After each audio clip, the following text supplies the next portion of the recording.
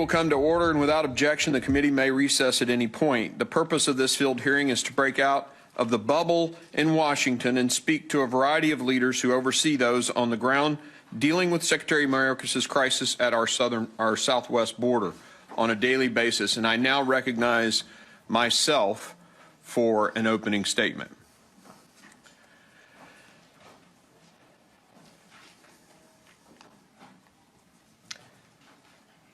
Good morning and welcome to the Committee on Homeland Security's field hearing in Pharr, Texas. We came to Texas for this hearing for several reasons. To get members of Congress and their staff out of the cubicles back in Washington and down here to the border to see it for ourselves. You cannot read about being a doctor and then go do brain surgery. My life experience has taught me, whether it was as an Army infantry commander or a physician needing a CT scan before deciding a treatment plan, or the CEO of my company, it takes the leader getting on the ground, seeing what's going on to make well-informed decisions. We also want the people on the border to know that Congress cares, that we see the plight of your communities. Now, this was supposed to be a full committee, but as you can see, the Democrats are not here. They decided to not show. Why? Well, they said coming here was just a political stunt. You tell me, taking a hearing to the point of the crisis for a first-hand view, or boycotting a hearing because you know we're going to shine a light on the truth. Which of those is a political stunt? I'd say the political stunt is these empty chairs. The Democrats also talk about bipartisanship, how this committee is supposed to be a bipartisan committee.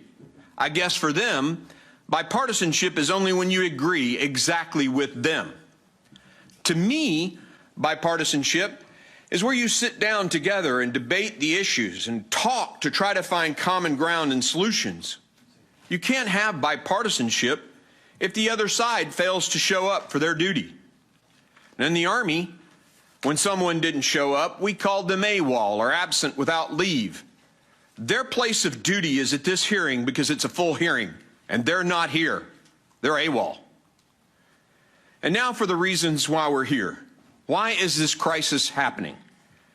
Most of us here today are well aware of the tragedy at the border. 4.7 million encounters, 1.3 million gotaways. We don't know who those people are, where they are. But in the encounter number, we know drug seizures are up, individuals on the terrorist watch list are up, all at record numbers, 6 million people. In just the 2 years of Secretary Mayorkas's reign at DHS, more people have come into this country than all of the 8 years of Barack Obama's presidency and all 4 years of the Trump presidency combined. Why? What's happened? What changed? Now, some may think it's the money. We hear it from the left, not today, of course, but we hear it from the left that more money will fix this issue. But the budget didn't go away. It didn't go way down when Mayorkas was confirmed as secretary. In fact, it went up. A lack of money didn't cause this massive sudden surge. Some may think it's the numbers of Border Patrol agents.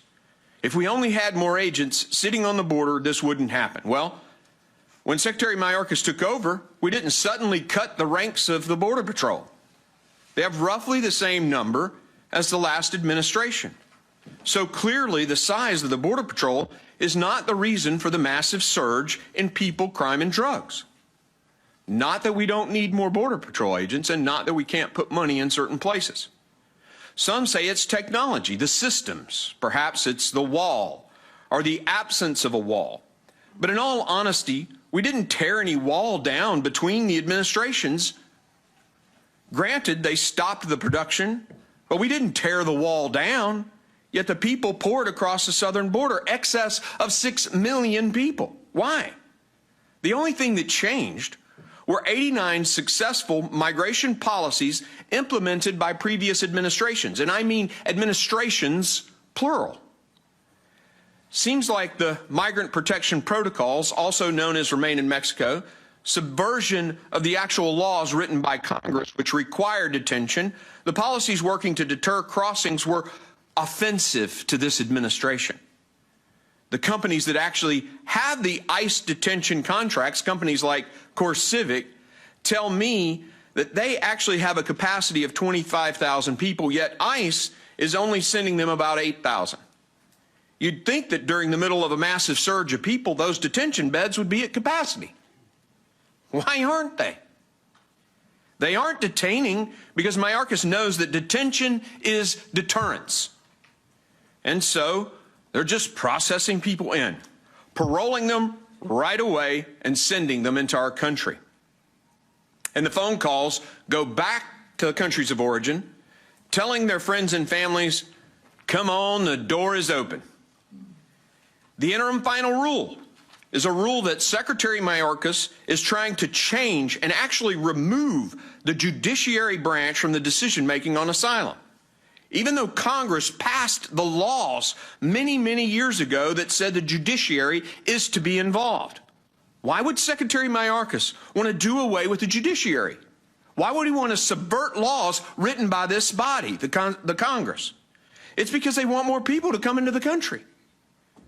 And now their solution is an app where whomever fills it out just automatically gets parole when they show up at the crossing site. That is in total contravention to what the laws passed by Congress about how people are to enter this country. I can see it now. Some drug cartel coyote, hey, for an additional fee, we'll fill the app out for you.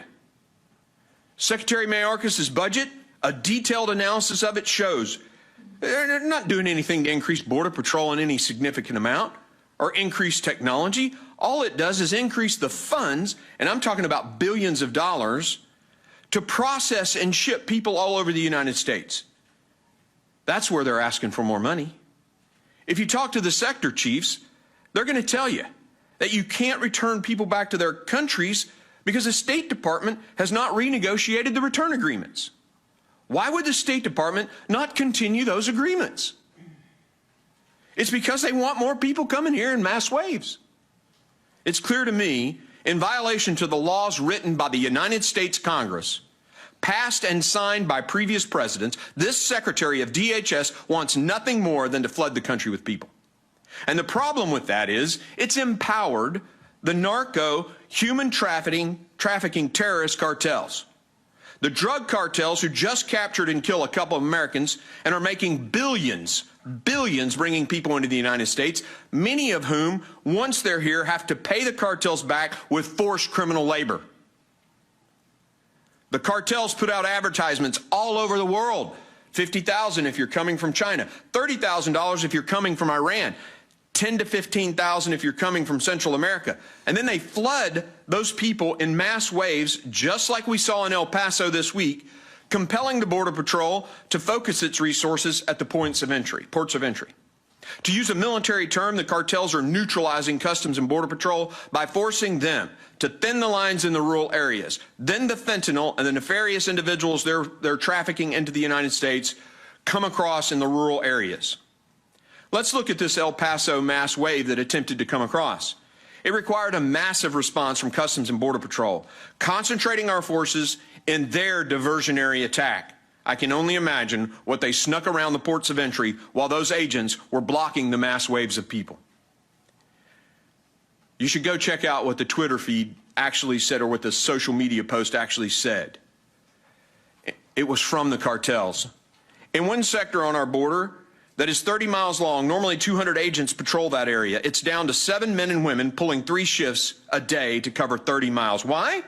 Because the agents are moved to other parts of the border where their mass waves are coming. Look at Yuma. Great example.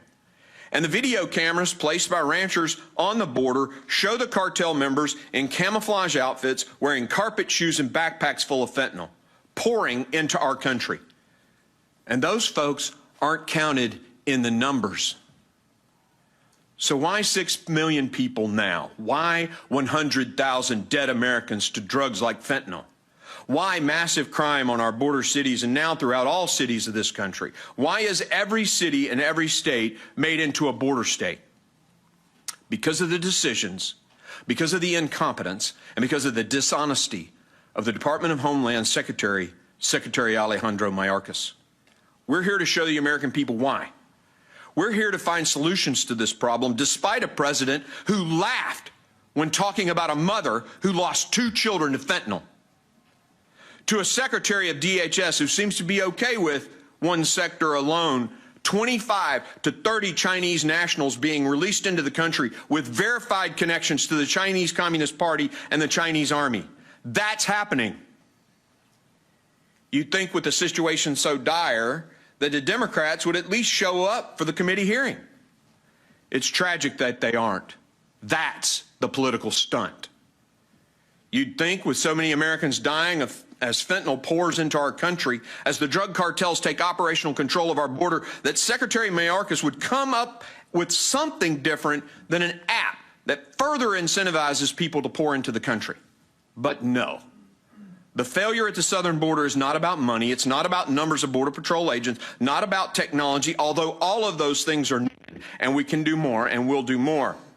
This massive crisis, this human tragedy, is the result of decisions and the incompetence of this secretary. And I believe our hearing today will begin to show the process of how this has happened and why. I want to take a second before I conclude and thank the men and women of Customs and Border Patrol, and thank our witnesses who are here today. They are doing yeoman's work. And I'm going to take chairman's privilege, members, for just a second. As somebody who's been shot at in combat, I can tell you, who's lost friends in combat, I can tell you I understand a little. I don't understand a lot of it, because you're looking for sometimes a needle in the haystack. Your rules of engagement are significantly different than ours were. But I know what it's like to have the tracer rounds coming at you. And I deeply, deeply appreciate your service and the service of the men and women who work for you. It is impressive what they do every day, despite these unbelievable challenges that have been forced on them. Thank you all for being here. And thank you. That ends my statement.